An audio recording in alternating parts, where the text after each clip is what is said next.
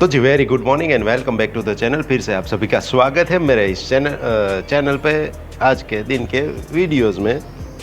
तो अभी नया वायरस आया है जो H3N2 इसका नाम है, जो कोरोना के टाइप का है, लेकिन कोरोना जितना घातक नहीं है, तो ठीक है। लेकिन क्या होता है कि अभी कोरोना के इफ़ेक्ट से सब गुजरे हुए हैं, इसकी वजह से इम्यूनिटी थोड़ी डाउन है, इसलिए थोड़ी तकलीफ उससे ज़्यादा हो रही है।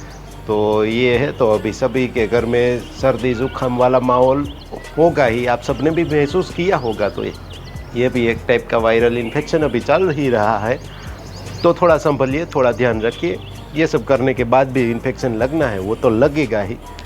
तो ये है, प्रकृति अपना काम करेगी ही, उस पर हम कुछ नहीं कर सकते हैं। और 2 दिन से पता नहीं अभी शिव को क्या हो रहा है। वैसे तो खाना बना थोड़ा बहुत खा लेता है, लेकिन रात को 12 बजे के बाद पता नहीं उसका ये चालू ही रहता है, तो सुबह तक चालू रहता है, 4-5 बजे तक। ठीक से सोता नहीं, ठीक से सोने देता नहीं है।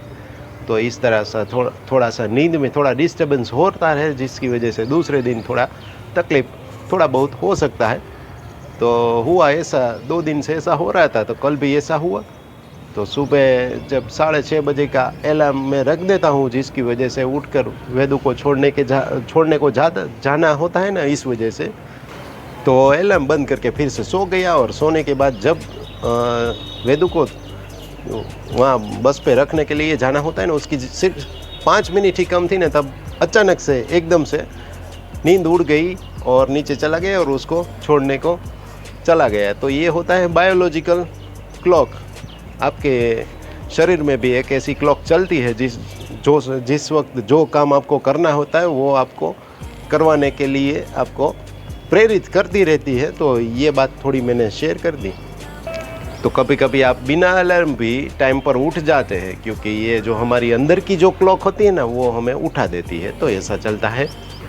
मेरा तो यार नसीब ही ख़राब है, कुछ भी करूँ, कितनी भी मेहनत करूँ, उसका रिज़ल्ट मुझे जैसा चाहिए वैसा मिलता नहीं है।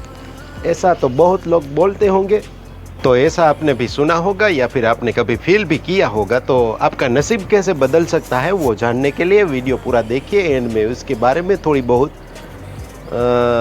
जो मेरी इन्फॉर्मेशन है, वो मैंने IT सेल से मुझे जो भी इन्फॉर्मेशन प्राप्त हुई है, तो वो मैंने आपके साथ शेयर की है। तो वो देखने के लिए वीडियो पूरा देखिए, लास्ट में दिया हुआ है उसका आंसर।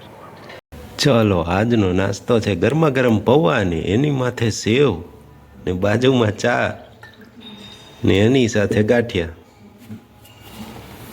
ગરમા ગરમ પૌવા ને એની માથે સેવ નો नाश्तो हो गयो और अभी चलते हैं ड्यूटी पे। तो मिलेंगे अभी थोड़ी देर बाद।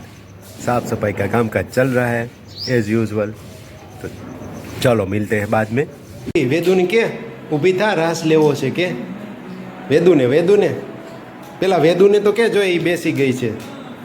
શિવુ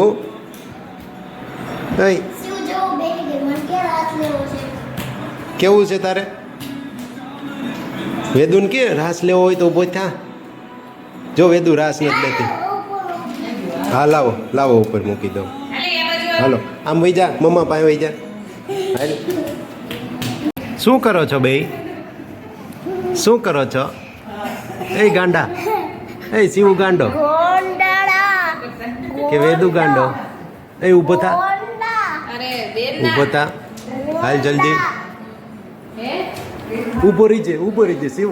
વેદુ અહીંયા બેસ તો ખરા, ક્યાં ભાગસ तू? अभी 2 दिन से सीखा है, तो ऐसे गीत चालू करके डांस करने के साथ ही खाता है।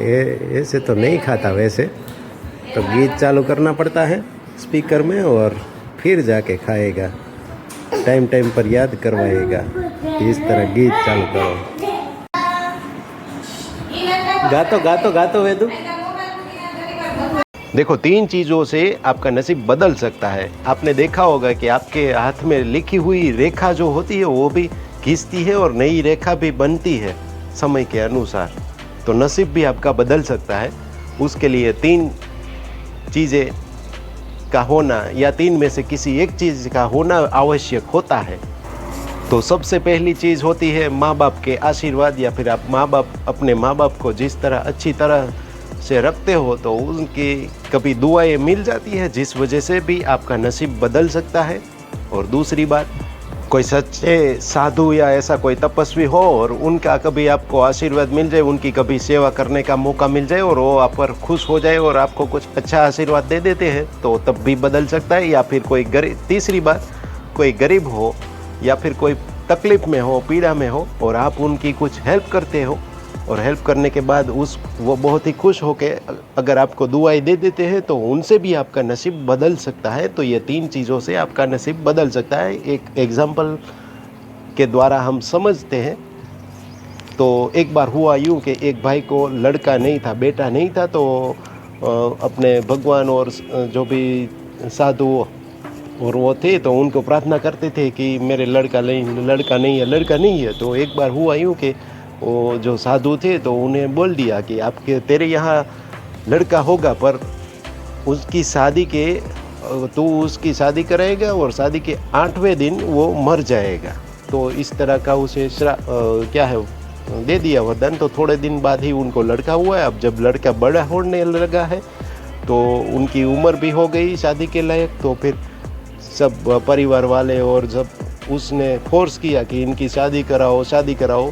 ये जो बात थी ये कि शादी के 8वें दिन पे वो मर जाएगा, वो जो भाई था उसने किसी के साथ शेयर नहीं की थी।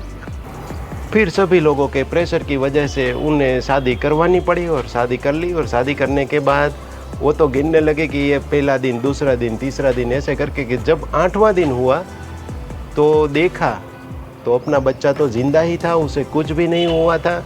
फिर वो वापस उस महात्मा के पास गए कि ऐसा क्यों हुआ, आपने तो बोला था, आप कभी गलत नहीं बोलते हैं कि 8वें दिन तुम्हारा बेटा है वो मर जाएगा शादी के, तो ये क्यों हुआ।